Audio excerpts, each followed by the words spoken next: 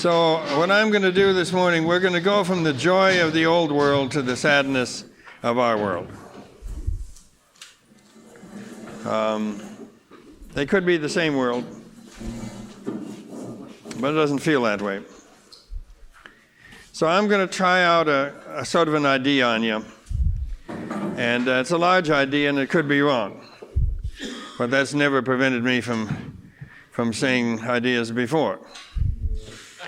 So, just because they're wrong. So, this is a little bit the implications for men of the sibling society.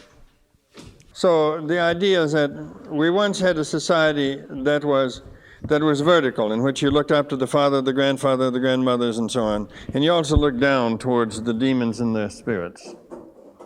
And that was, they called it a hierarchical society. It was a vertical society. Now we have basically a horizontal one, which everyone is basically the same age. The emotional age is now maybe 16 and a half, even for the people who are 64. You understand me? That's what we have. And the word sibling is just a word you can apply to it. Could have been called the horizontal society too. So the idea is something like this. Now men are organized externally and women internally. So I'm going to say that women internalize a remark or knowledge immediately, but men externalize it. For example, if I'm with my wife and I'm or anyone, it doesn't necessarily my wife, and I'm humming something, like across the wide Missouri, hi-ho, you rolling river, I'm bound away across the wide Missouri. I just love that. But you're with a woman and she says, well, you're thinking of leaving for a while, isn't it? What do you mean? And she'll take that tune and internalize it right away and make it apply to you and her. Do you understand me, do you? And it really throws your singing off. Because you, and I say, no, I like the Missouri. But, so women are geniuses at that. The slightest motion that you make with your hand, they will internalize. So they have a genius at that. So we're going to say, therefore, that men tend to externalize. So today, when the external landmarks and structures of life, including the old king who's coming down with all of his ermines and all of his carriages, and the evidences of authority in that sober-looking man walking along there, carrying all the authority on his shoulders, as they say in the Middle Ages. All of the visible signs of the three stages of youth, fatherhood, and elderhood, they were once very, very clear. Everything was externalized. You could tell a youth, and you could tell a father, and you could tell an elder. But now, there's been some kind of meltdown that we call the sibling society, which all of those external structures have melted down. So men lose their solidity and their center, and they lose their compass. And they no longer know which state, youth, fatherhood, or adulthood, or elderhood they're in. Don't even know themselves, let alone anyone could tell by looking at them. So you can say that with the energy he has left over from his depression, and there is a new book which was just sent to me the other day in galley form, done by a young man in Boston. It's called I Don't Want to Talk About It.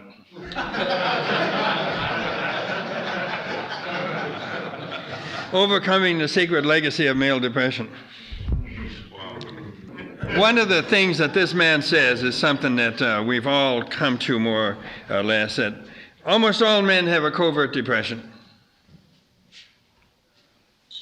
And he is basically a sort of feminist man, so he blames all the fathers for this.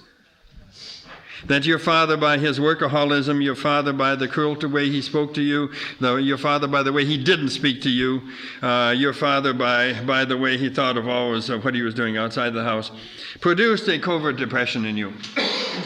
And then I said to him, well, that's true, I know, but basically you're leaving out something here, because you can say my father drove me to my depression by his workaholism, but also I inherited my covert depression. I imitate my mother's covert depression. My mother didn't know where she was in the world, and I imitated her, and I don't know where I am. Is that clear what we're saying? My mother felt inadequate, and I imitate her inadequacy. That's also a part of my covert depression. Which is a way of staying connected to her. Yeah, that's right. By being or imitating, it stays connected to her. So, just to say that then, just to lay down that little thing, that most men have a covert depression. I say inherited from the mother, created or driven by the father. Very seldom you meet a man that doesn't have a depression coming from both of those sources. The interesting thing that Terence Real says, the only way out of a covert depression is an overt depression.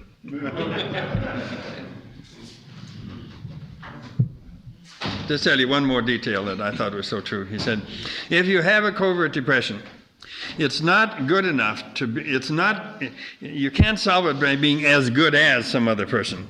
You got to be better than. In my covert depression, and I was looking at my diaries from the time I was in my 20s and 30s. And the diaries have two qualities to them. One is that the person writing it is completely isolated. He's really in a covert depression.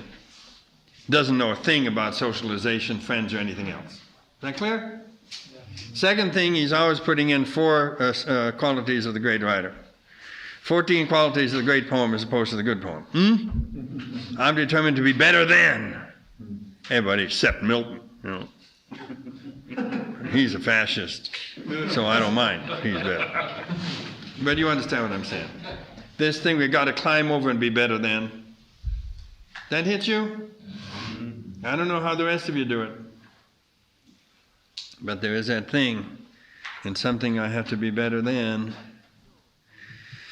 So, going on then, we're talking about what the man does with the energy that's not involved in his covert depression. What he does is he builds barns. He externalizes that energy in the form of a barn, in the form of 10 miles of good fence, in the form of a good herd of cattle, in the form of good sheep. Do you understand me? That's the way it used to be done. That's how the men preserved their sense of who they were. They took the energy that was available to them, that wasn't caught in their covert depression, and they externalized it. My father did that. And he had a good barn, and he had good sheep, and he had good fields, and he had good machines, and he did all of that. And that's very old. That's very old. It's been going on for 400,000 years. And maybe in the hunter time you externalize it by bringing home the really big deer. By being like Beowulf, by being like Achilles, bringing home really big guys from battle. All right. So we just say then externalization from men involves this creation of physical objects on the outside. Women, by contrast, can, and in the sibling society, when all of these things are melted down, when there is no longer great gowns that are worn by the judges so that you can see what you've done with your energy, you externalize it into now you're mayor of Bordeaux. When all of that is melted down, and then the men are wearing Hawaiian shirts. The elders are wearing these fucking little Hawaiian shirts while they barbecue. Oi. Oi vey. So I just want you to feel what a loss this is in some way for inside the male psyche. When we can't tell who we are anymore.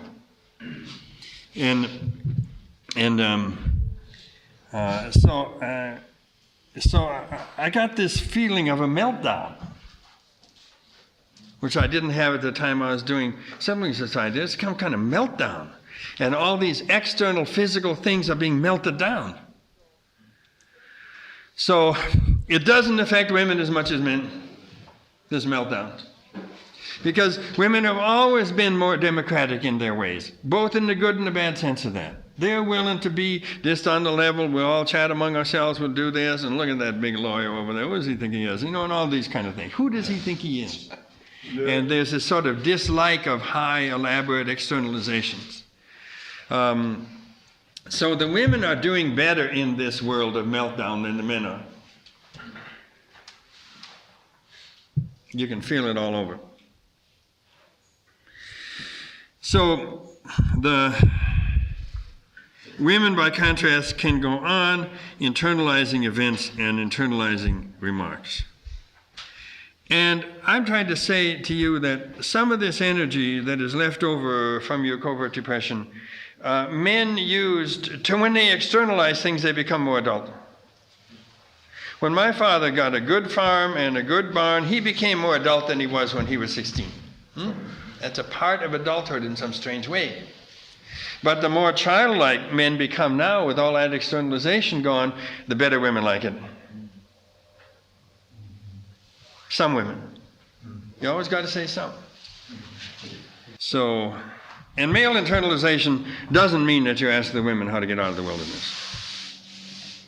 It's something else. So internalization for men means that we take our male gods inside.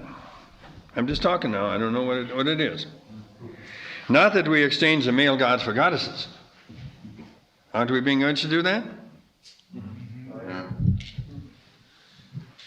Male gods don't know where they're going either. We don't see the gods out there and wrestle with them in a certain way, the way Luther and Calvin did. They wrestled with male gods. Protestantism or Catholicism. We don't look inside the male gods for the principle of our deepest joy any longer. We start looking inside goddesses for the principle of our deepest joy.